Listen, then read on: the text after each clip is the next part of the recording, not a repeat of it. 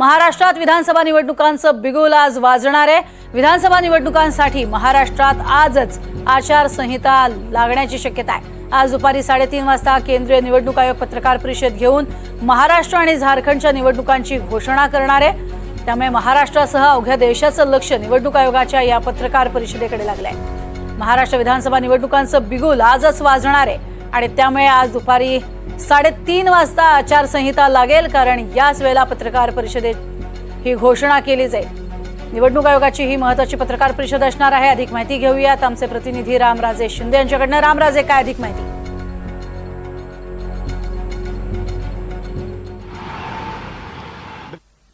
3:30 वाजता केंद्रीय निवडणूक आयोग पत्रकार परिषद घेणार आहे आणि यामध्ये आचारसंहिता लागू असल्याचं जाहीर करणार आहे। झारखंड आणि महाराष्ट्रमध्ये किती टप्प्यामध्ये मतदान होईल हे स्पष्ट होणार आहे आणि निकालसुद्धा कधी लागेल हे सुद्धा स्पष्ट होणार आहे। आपण जर पाठीमागचे 2 निवडणुका जर पाहिला तर दोन्ही निवडणुका एकाच टप्प्यामध्ये झाल्याची आपल्याला माहिती मिळते। त्यामुळे यावेळेस सुद्धा एकाच टप्प्यामध्ये या निवडणुका होत आहेत का हे सुद्धा पाहावं लागणार आहे, कारण 21 ऑक्टोबरला मागील वेळेस मतदान झालं होतं आणि त्या अगोदरसुद्धा ऑक्टोबरच्याच दरम्यान मतदान झालं होतं। त्यामुळं नोव्हेंबरच्या अगोदर ही संपूर्ण प्रक्रिया जी ती पार पडली होती। परंतु महाराष्ट्रामध्ये यावेळेस 1 टप्प्यामध्ये मतदान होते का 2 टप्प्यामध्ये मतदान होते हे सुद्धा पाहावं लागणार आहे। झारखंडचे सुद्धा 5 टप्प्यामध्ये मतदान झालं होतं, कारण झारखंडचा जो परिसर आहे किंवा छत्तीसगडला लागून असल्यामुळं तिथे सुद्धा संवेदनशील परिसर आहे, संवेदनशील अनेक भाग आहे। त्यामुळे तिथं सुद्धा लक्ष त्या पद्धतीनं दिलं गेलं होतं, म्हणून वेगवेगळ्या टप्प्यामध्ये मतदान पार पडलं होतं। पण महाराष्ट्रामध्ये एकाच टप्प्यामध्ये मतदान यावेळेस सुद्धा पार पडण्याची शक्यता आहे। नक्कीच रामराजे, तुमच्याकडनं अधिक माहिती घेणारच आहोत। मात्र सुषमा अंधारे आपल्यासोबत जोडल्या गेलेल्या आहेत, ठाकरे गटाच्या नेत्या आहेत। सुषमाजी, स्वागत NDTV मध्ये। अखेर आचारसंहिता लागू होती आज। ही आचारसंहिता खरं तर आधी लागू व्हायला हवी होती। 4 राज्यांच्या निवडणुका एकत्रित लागणं अपेक्षित होतं, पण हरकत नाही। आजच्या पत्रकार परिषदेत अपेक्षा आहे की आज निवडणुकीची घोषणा होईल, कारण सगळे पक्ष निवडणुकीच्या साठीच्या तयारीला लागलेले आहेत आणि मला खात्री आहे की आज आचारसंहिता लागू झाल्यानंतर आजपासून पुन्हा अजून अधिक ताकदीने आम्ही सगळे आणि अजून जास्त तत्परतेने कामाला लागणार आहोत। सुषमा, ते आता निवडणूक आता जाहीर होतील, उमेदवारांची नावं कधी जाहीर होणार? उमेदवाराची नावं यथावकाश जाहीर होतील। अजून आज समजा निवडणूक आचारसंहिता समजा जाहीर झाली तरी अजून पुढे 30-40 दिवसांचा अवकाश मिळतो आपल्याला। त्यामुळे जागा वाटपांचं ऑलमोस्ट क्लिअर होत आलेलं आहे। उमेदवारांचं सुद्धा यथावकाश जाहीर होईल। अगदी, जागा वाटप कितव्या टप्प्यामध्ये आता आहे? अंतिम टप्प्यात आम्ही गेल्या काही काळापासून ऐकतो आहोत, पण अजून किती बाकी आहेत? नाही, अंतिम टप्प्यातच आहे। एक हार्डली 15 ते 18 जागांचा कदाचित तिढा राहिलेला असेल, पण तोही लवकरच, आणि तिढा म्हणता येणार नाही त्याला।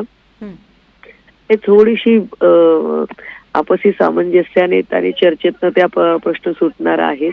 मध्ये दसरा मेळावा आणि काही लॉ अँड ऑर्डरच्या गोष्टी निर्माण झाल्या की ज्यामुळे थोडीशी चर्चा खंडित झाली, परंतु 2 दिवसामध्ये ते क्लिअर होईल। अगदी सुषमाजी, मात्र आचारसंहिता लागू होतीये आणि त्यामुळे येत्या काळामध्ये तुमचा प्रचाराचा जोर जो टप्प्याटप्प्यात वाढताना पाहायला मिळेल। तुम्ही अक्षरशः रान गाजवता भाषणामधनं, कुठे कुठे तुमच्या सभा पाहायला मिळतील? महाविकास आघाडी ही एक जॉईंट फॅमिली आहे, त्यामुळे फक्त माझ्या पक्षासाठीच नाही तर महाविकास आघाडीतले जे घटक पक्ष आहेत त्यांच्यासाठी सुद्धा 288 मतदारसंघांमध्ये 3ही पक्षाचे स्टार प्रचारक संपूर्ण राज्य पिंजून करतील। स्टार प्रचारकांपैकी तुम्ही एक प्रमुख प्रचारक असाल ठाकरे गटाच्या। आम्हाला आनंद आहे की आम्ही लढण्यासाठी सज्ज आहोत। नक्कीच, धन्यवाद सुषमाजी या संपूर्ण सविस्तर आमच्याशी बोललात त्यासाठी। तर एकीकडे आपण बघतोय की येत्या काळामध्ये निवडणुका आता 3:30 वाजता, निवडणुका नेमक्या कधी असणार आहेत महाराष्ट्रातल्या ते स्पष्ट होईल आणि या संदर्भात अधिक माहिती ही पत्रकार परिषदेच्या माध्यमातून आपल्याला मिळणार आहे। अधिक माहिती आपल्याकडनं या सगळ्या संदर्भात देत आहेत रामराजे शिंदे, आमचे प्रतिनिधी सुद्धा आपल्यासोबत आहेत. रामराजे, एकीकडे अजूनही जागा वाटपाचं गुऱ्हाळ जे आहे ते दोन्हींकडनं सुरू आहे. ना महायुतीनं कुठल्याही जागा स्पष्ट केलेल्या आहेत, सांगितलेल्या आहेत, ना एकीकडे महाविकास आघाडीनं सांगितलं आहेत. मात्र तरीही निवडणुका मात्र जाहीर होत आहेत. निवडणुकांच्या तारखाही आता बाहेर येणार आहेत.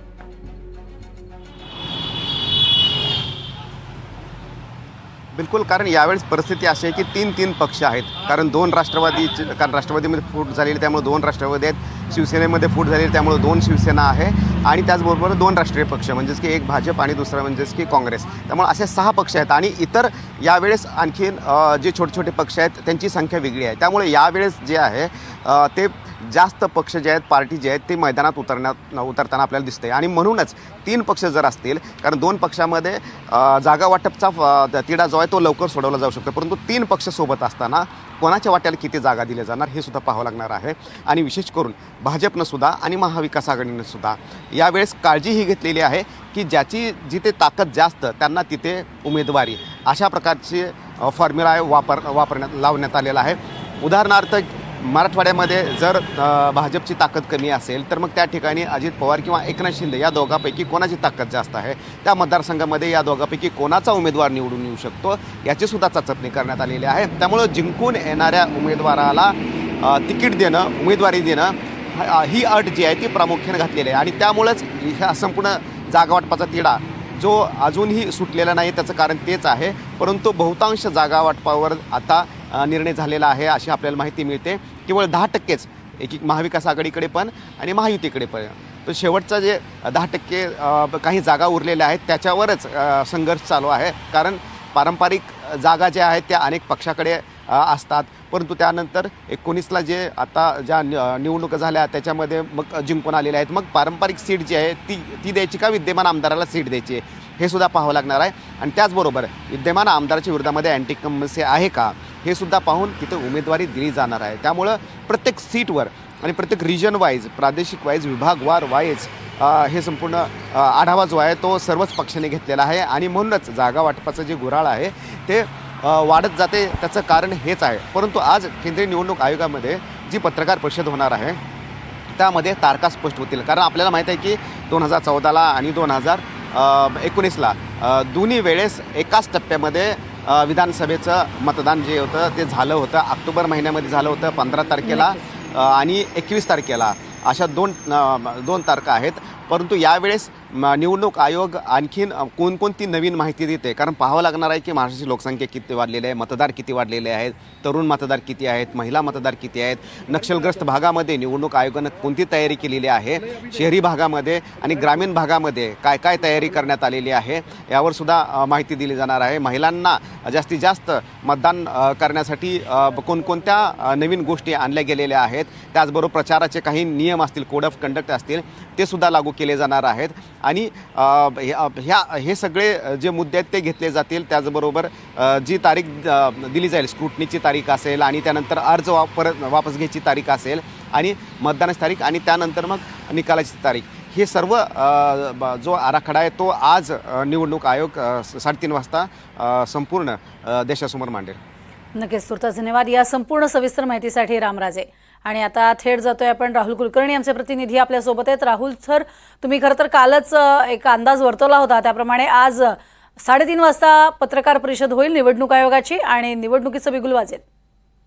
निश्चितपणे. आणि सध्या महाराष्ट्रात चर्चा आहे ती म्हणजे 2 टप्प्यात निवडणूक होते की 1 टप्प्यात. त्याचं कारण आहे म्हणजे महायुती सरकारचे जे स्टार प्रचारक आहेत तेच नरेंद्र मोदी आणि अमित शहा आणि महाराष्ट्राच्या मर्यादेमध्ये श्री देवेंद्र फडणवीस असणार आहेत. जर 1 टप्प्यामध्ये निवडणूक झाली तर ह्या स्टार प्रचारकांसाठीचा जो कालावधी आहे त्यांनी कुठे आणि कशा सभा घ्यायच्या, कारण एकाच वेळेला झारखंडमध्ये पण निवडणूक होणार आहे. तर याचं नियोजन काय पद्धतीनं झालेलं आहे हे निवडणूक आयोगाच्या पत्रकार परिषदेतनं जाहीर होईल. कारण कोणाची इच्छा असो किंवा नसो, परंतु केंद्रीय पातळीवरच्या काही संस्थांबद्दल, विशेषतः जेव्हा लोकसभेची आचारसंहिता घोषित झाली होती तेव्हा महाराष्ट्राच्या मर्यादेत पण खूप चर्चा झाली की 5 टप्प्यामध्ये कशा निवडणुका घेतल्या जात आहेत आणि मग उत्तर प्रदेश कसा शेवटच्या टप्प्यात आला.